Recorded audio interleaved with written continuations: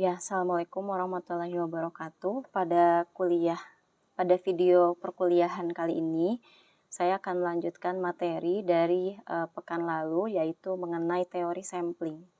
Seperti yang sudah kita pelajari minggu lalu kita mempelajari apa perbedaan antara populasi dan sampel, kemudian pengertian sampling, dan kali ini kita lanjutkan materi mengenai teknik sampling dan bagaimana cara menentukan ukuran sampel. Ya, minggu lalu saya sudah membahas bahwa ketika kita melakukan penelitian kemudian mengambil sampel dari populasi, maka diusahakan sampel yang kita pilih itu adalah sampel yang representatif atau mewakili populasi. Dalam arti sampel ini memiliki warna atau corak yang sama seperti pada populasi. Nah, ketika kita melakukan sampling ada 3 pertanyaan yang harus bisa kita jawab ya. Yang pertama, why? Kenapa kita mengambil sampel? Yang kedua, how? Bagaimana sampel diambil? Bagaimana cara kita melakukan pengambilan sampel? Dan yang ketiga, berapa banyak sampel yang harus diambil atau how many? Nah, untuk pertanyaan pertama, kenapa kita mengambil sampel? Minggu lalu sudah dibahas. Kenapa kita lebih memilih sensus? Kenapa kita lebih memilih sampel ya? Nah, itu harus jelas bisa terjawab. Misalkan kita mengambil sampel karena tidak mungkin melakukan sensus. Pertama, sumber dayanya tidak ada.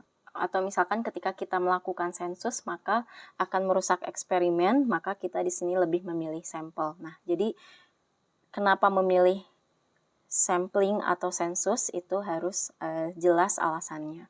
Kemudian yang kedua, bagaimana sampel diambil? Dengan cara apa kita mengambil sampel?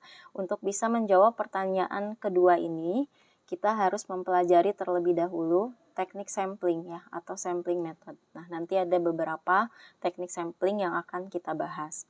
Yang ketiga, berapa banyak sampel yang harus diambil atau how many?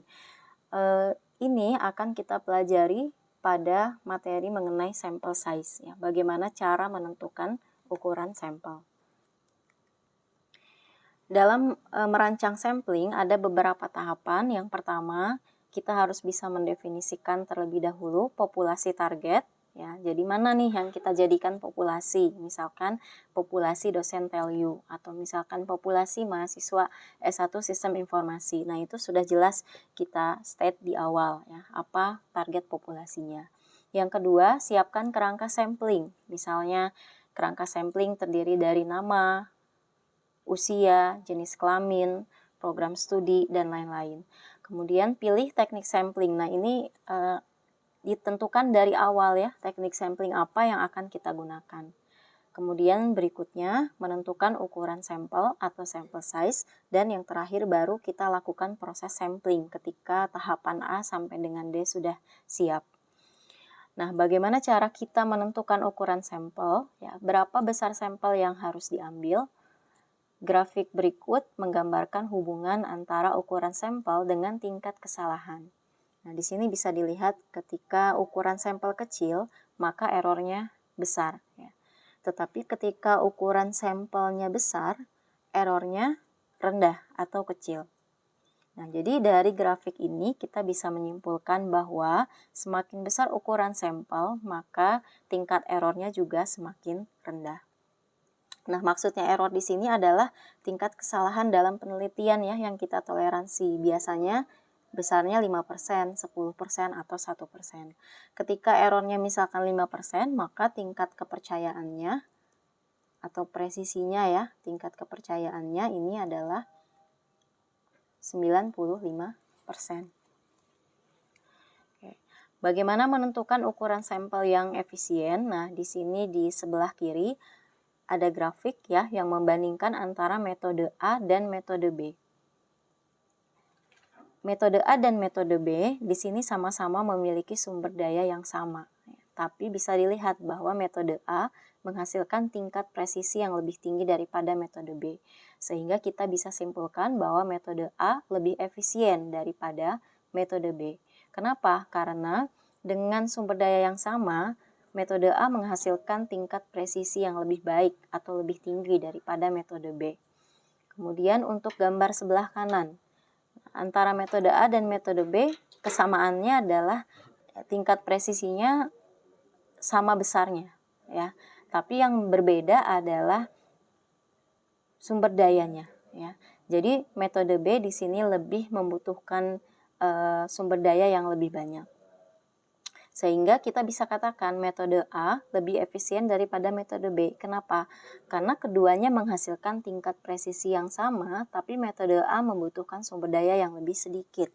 Sumber daya ini bisa dalam bentuk biaya, tenaga, ataupun waktu. Nah, jadi seperti ini cara kita membandingkan mana metode yang lebih baik ya antara dua buah metode. Nah, bagaimana cara memformulasikan ukuran sampel? Di sini ada beberapa rekomendasi dari referensi ataupun literatur yang bisa kita gunakan.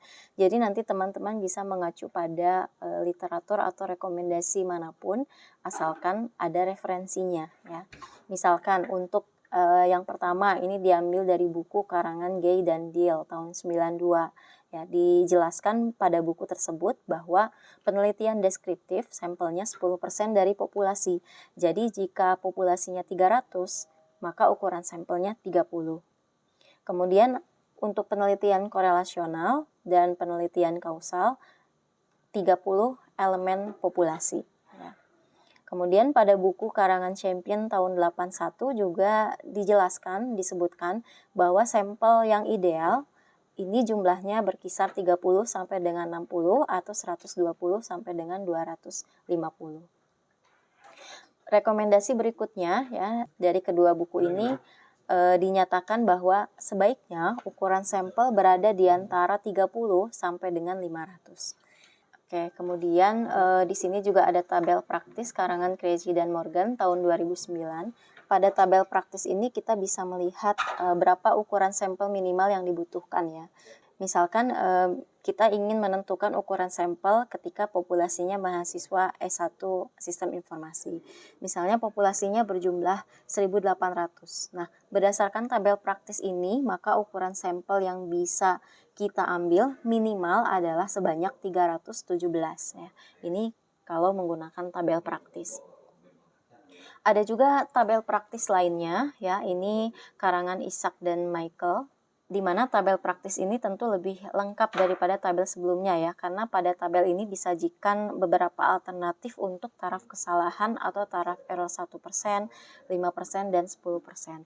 Misalnya di sini ukuran sampelnya 1.800, kemudian kita menginginkan taraf errornya 1%, maka ukuran sampel minimal yang harus diambil adalah 492.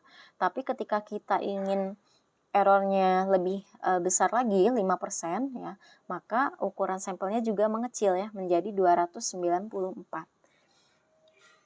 Nah, selain dari tabel praktis, di sini juga ada nomogram Henry King. Nah, tapi nomogram ini hanya bisa digunakan untuk populasi dengan maksimum 2000 jumlahnya. Nah, bagaimana cara menggunakannya? Di sini misalnya di sini saya ingin mengukur ukuran sampel untuk populasi berjumlah 200 ya. Di sini kita tandai ukuran populasinya 200, kemudian taraf error yang kita inginkan adalah 5%. Nah, di sini. Kemudian kita tarik garis lurus yang memotong kedua titik tadi. Nah, ini. Nah, sehingga di sini memotong di angka kurang lebih 58% atau 0,58. Nah, berapa ukuran sampel minimalnya? Kita hitung N sama dengan 200 dikali faktor pengali. Nah, ketika taraf kesalahan 5%, error 5%, maka tingkat kepercayaannya 95%, maka faktor pengalinya 1,195. Kita kalikan dengan yang tadi titik potong yang diperoleh yaitu 0,58.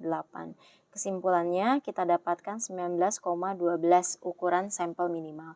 Tapi ukuran sampel itu sifatnya adalah integer ya. Misalkan kita mau melakukan sampling terhadap orang ya, populasi orang atau misalnya populasi apapun, itu kan tidak mungkin bentuknya desimal, pasti bilangan bulat atau integer.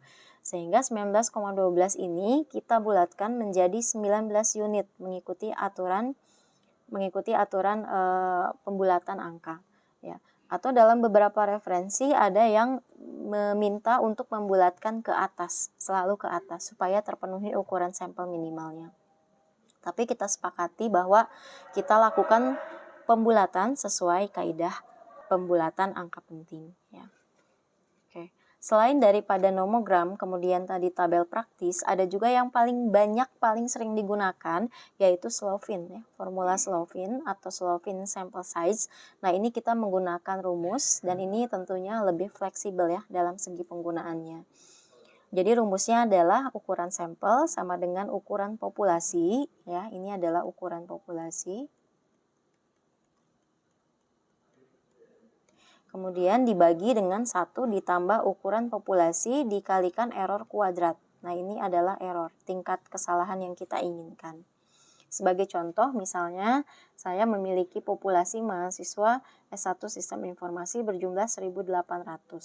Berapa sampel size yang harus digunakan berdasarkan Slovin? Ini kita masukkan rumusnya. N 1.800 dibagi 1 ditambah 1.800 dikalikan errornya 0,05 dikuadratkan. Ini ketika saya ingin tingkat kesalahannya 5%. Hasilnya adalah 327,2727. Nah, ingat karena ukuran sampel itu integer ya. Jadi ini kita bulatkan menjadi 327 orang ya. Ini yang menjadi sampel dari 1.800 tadi. Nah, nanti teman-teman juga bisa mencoba, banyak sekali di Google sudah tersedia Slovin Sample Size Calculator ya. Kita tinggal memasukkan berapa ukuran sampelnya, kemudian error yang kita inginkan berapa. Nah, di sini ada beberapa macam sampling error ya, atau kesalahan yang terjadi yang diakibatkan oleh sampling. Yang pertama, di sini sampling error yang diakibatkan karena pemakaian sampel. Apa yang terjadi pada sampling error? Yang terjadi adalah nilai statistik ini tidak sama dengan nilai parameter. Nilai statistik ini adalah, ingat, ini adalah ukuran pada sampel. Ya. Sementara parameter adalah ukuran pada populasi. Nah, ketika kita melakukan sampling, maka yang kita harapkan adalah sampel bisa mewakili populasi. Tapi ternyata nilai-nilai statistiknya berbeda dengan nilai-nilai parameter. Nah, ini adalah salah satu sampling error. Sampling error yang kedua ya, ini non-sampling error, ini adalah penyimpangan yang tidak diakibatkan oleh pemakaian sampel, tapi diakibatkan karena kesalahan perencanaan teknik sampling, kemudian ada penggantian sampel ya. Kemudian salah tafsir dan salah tafsir responden. Nah, untuk yang kesalahan pertama ini bisa kita atasi ya dengan cara tadi memilih sampel yang representatif. Memilih sampel yang representatif bisa ditentukan yang pertama ukuran sampelnya tepat, yang kedua metode sampel yang dipilih juga tepat. Karena tadi ukuran sampelnya sesuai, kemudian metode sampling yang digunakan juga tepat, maka diharapkan sampel akan representatif sehingga nanti nilai statistik akan mendekati nilai parameternya ya, sehingga tidak akan terjadi error. Sementara untuk error yang kedua ini terjadi karena kurangnya ketelitian atau kurangnya perencanaan ya, sehingga cara mengatasinya ya mungkin dengan meningkatkan ketelitian ya, kemudian perencanaan yang tadi misalkan kerangka samplingnya disusun dengan sebaik mungkin, kemudian pada saat melakukan implementasinya tepat, pada saat pengolahan datanya juga tepat. Nah, itu saja yang saya bahas dalam video ini. Nanti kita lanjutkan di video kedua, saya akan membahas teknik atau metode pemilihan sampling.